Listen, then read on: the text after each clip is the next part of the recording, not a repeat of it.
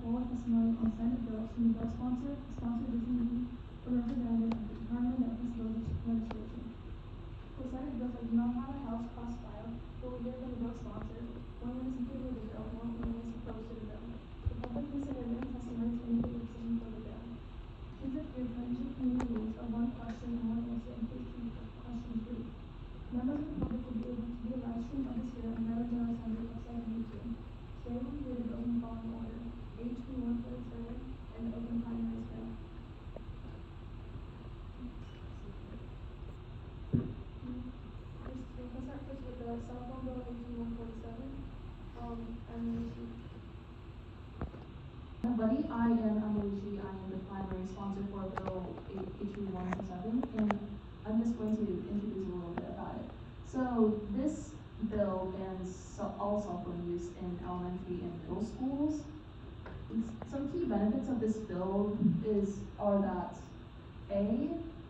statistically speaking, the bill has been banning cell phones in schools has been shown to increase test scores. We believe that this is because banning cell phones decreases distractions that can impede the students' ability to focus on the task at hand. And additionally, this bill will allow people to socialize more because they are less distracted by their phones, so they'll be able to foster closer in-person physical connections with each other. And lastly, it reduces the risk of cyberbullying, again, because there are no tools allowed to be used for it. That is all. Thank you.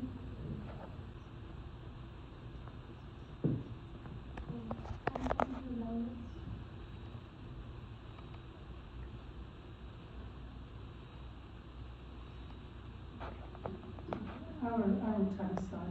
Okay. So basically, that you're delegate, you may have a question with the bill sponsor, and so my question for the sponsor, and how do you feel when citizens try to use their phone? Is that an expression of the freedom of speech?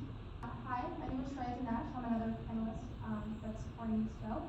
Although that is a valid concern, it's important to note that this bill specifically is simply restricting the use of phones during school environments and is not any more questions for parents?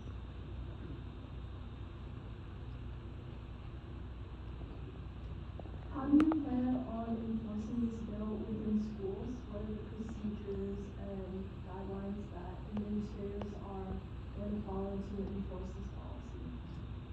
Question. So at Urbana High School, there are already we can already model sort of disciplinary measures from that school, considering that they already have something similar in place.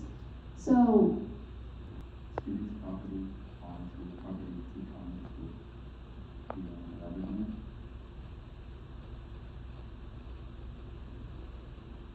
Yeah, so essentially, when a student is on a school campus, that means that their possessions are able to be properly put into certain places by the school administration.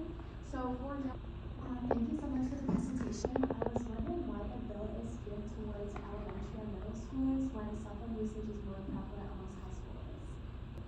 I believe that this bill is geared towards more younger audiences because reasonably older students, like high schoolers, have more self-capacity to be able to control and regulate your own cell phone use. Like, I feel like high schoolers are more able to extract themselves from a situation.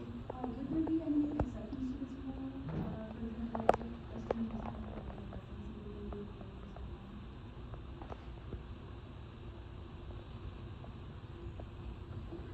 Yes.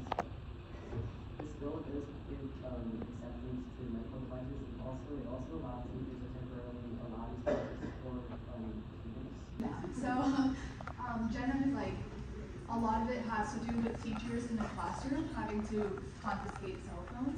So my question is, will there be training included, like a set training procedure included in the bill, or will that be up to schools to enforce punishments for students? I can take this question. From my knowledge, I don't believe that this bill would mandate a specific set of procedures that every school has to take. However, the end of the bill does indicate that the policy in which different My name is Sean, and high school student. I'm on Louisville High School, and I'm speaking in support of HB 147. So I'd like to begin with some personal experience. My name is Shi, and I'm here today in strong support of HB 147, the bill that encourages Maryland to adopt cell phone policies in public schools across the state. My name is Max, and I'm here today to urge your favorable support of Bill HB 147. Thank you, and I urge your support of HB 147. Thank you. We're not going to have a new set panelist who only sits from the school system, so if you guys would please retreat to the line and there will also be 1 minute time limit for person. Madam Chair, Madam Vice Chair, members of the committee, I'm Mark Chang, And I am a government relations representative for the Fearless Church Educators Professionals Association. With me today, I have several principals and educators from the ABC school systems all across our state, and I'm going to pass it on to them to provide testimony. Thank you. the time. Based on the research and even some of the information that was cited by the previous panelists, I'm in favor of the bill from ABC school system. Based on empathy interviews with educators throughout the district, they do feel that the use of cell phones in the classroom is an issue in terms of students' ability. I represent the middle school level in alternative education. And we are for this ban. We have had a long history of banning cell phones in our building. It helps for safety. Students are able to get on phones and orchestrate different types of events like fights or bullying, and all of that is prevented with having that ban. So when you take a panel about any sections with medical devices, how will you ensure that the students with medical exceptions get the continuity needed also not having any backlash with using these devices? So we have a student who has diabetes. She does need a cell phone for that because it is connected to the device that is attached to her. In those instances, The entire time. like what about the times where it's more like non-instructional, where it's like independent activities? How will you ensure that the students are still staying focused and engaged? At the elementary level, we're a one-to-one school, so every student has a device. So with the use of the Chromebooks, they are to be used for interventions only, and we do have the teachers model that within the. From the elementary level, I also favor House Bill 147. Considering HB 147